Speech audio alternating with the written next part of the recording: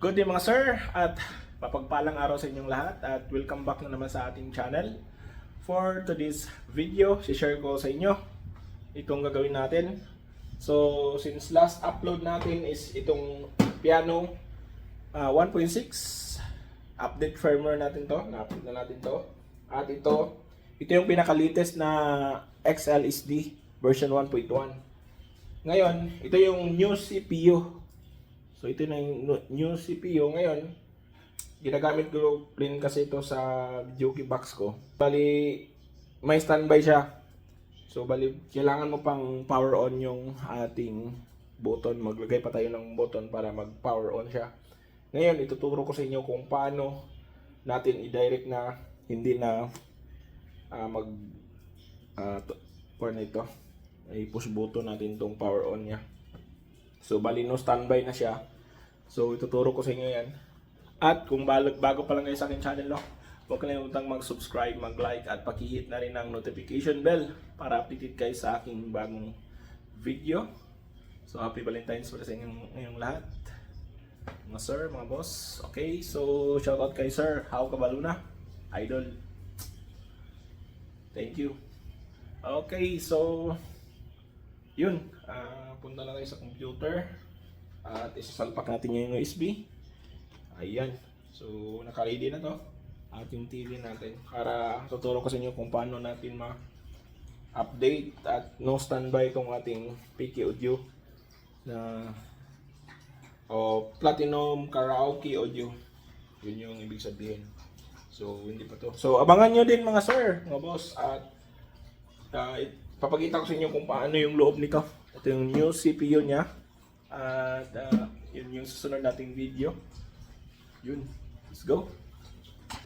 Okay mga sir, so salpak na natin yung USB natin. So itong 16 gig natin na SanDisk. Ayan. So sa last video ko, tinuro ko nung paano natin yung format ng FAT32. Ayun, so salpak na natin tong USB. Okay. So yung mouse pala, lipat natin ito dito. Ayan. So next is kailangan walang laman yung ating USB para hindi ma-break yung ating i-download yung player natin. Okay. So next is Google Chrome.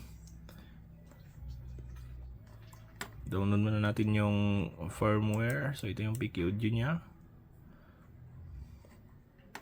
So update natin firmware. Type lang natin firmware. Okay. Ayun. Firmware update. Okay, so ayun mga sir, at hanapin lang natin tong XLSD version 1.1. Ito na siya. So new CPU. Okay. So new CPU. Ayun. Download lang natin yan. At punta na tayo dito sa PC. Okay. So pagkatapos nating i-download, tingnan natin sa download. Ayun. Tapos right click, extract files. Extract files. Okay. Ayun, ito na. Ito, susin natin sa USB natin. So USB-D. Okay. So ganin na naman. Pasensya na kayo sa ating ko, ano. Mabubulo talaga tayo sa Tagalog. Ayun, so nasa na ba? Tingnan natin sa USB drive natin. Ayun, nandito na. So yun, kailangan lang talaga, no, wala tayong i-download na ibang firmware update dito para hindi magloko ng ating system pag update tayo ng firmware. Alright. So yun, unplug natin yung kuha natin. Eject natin yung USB. Ayun. Okay, so yun, punta na tayo dun sa ating player. Let's go. Okay mga boss, mga sir, ayan, saksak na natin to. At yun, nagbi-blink siya. Tapos ayan, standby mode siya. Saksak natin tong USB. Ayan.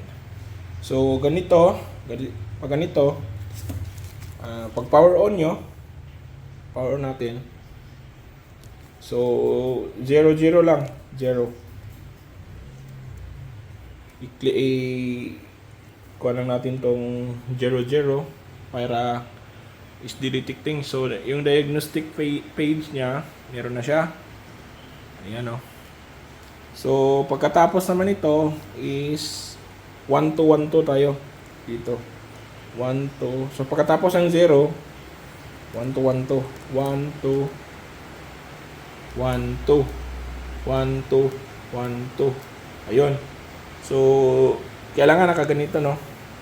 1 to 1, o kung hindi gagana sa unang dalawang 1 to 1 to, 1 to 1 to nyo lang hanggang may nakalagay dito na no standby. So yun yung kuan.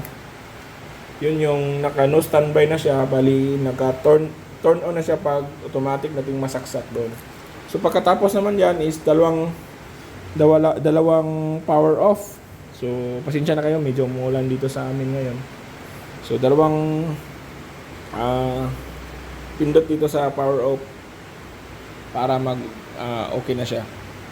Pero mga sir, kung halimbawa i-kuan nyo to, i-standby mode nyo, ganun rin yung procedure, saksak, tapos 00, tapos 1212, tapos may nakita kayo ditong standby.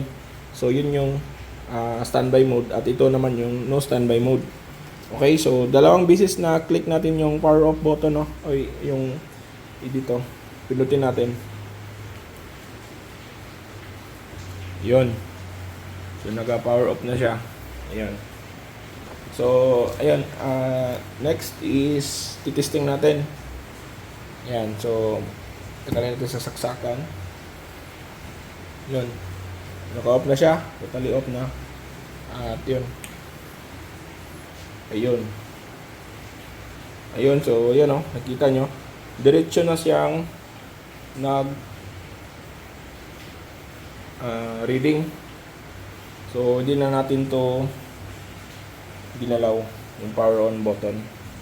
So yun, so naka no standby na siya.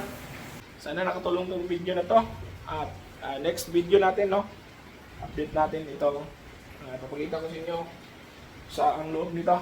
Ang loob nitong new CPU ng XLSD version 1.1. Alright, so yun. Sana nakatulong yung video na to. I'll see you on my next vlog. Thank you.